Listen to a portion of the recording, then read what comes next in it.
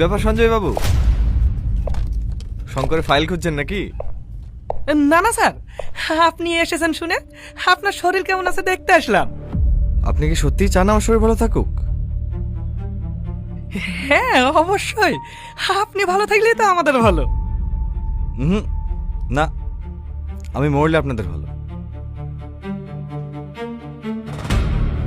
এসব আপনি কি বলছেন?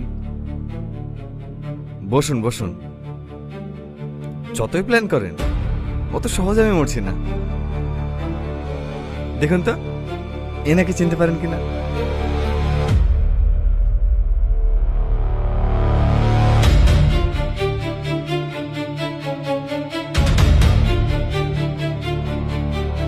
সিসিটিভি ক্যামেরা তো খারাপ ছিল। আমি প্রথম দিন জয়েন করেই রাজীবকে দিয়ে সারিয়ে নিয়েছিলাম। শুধু বলতে নিষেধ করেছিলাম, বললে তো আপনার এই কুৎসিত চেহারাটা দেখতে পেতাম না। ভয় পাবেন না, আপনাকে অ্যারেস্টও করবো না, সাসপেন্ডও করবো না। শুধু বোঝাবো নিজের আপনকে মধ্যে কতটা কষ্ট।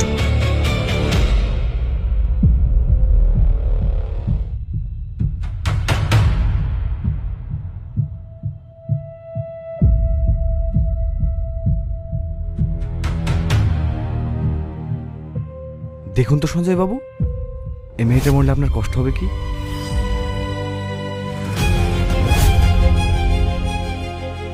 রিয়া, আমার মেয়েকে ছেড়ে দেন স্যার, আমার মেয়েকে ছেড়ে দেন। আমার মেয়ে আমার কলেজের টুকরা, যা শাস্তি দেন আমাকে দেন। আমার মেয়েকে ছেড়ে দেন স্যার।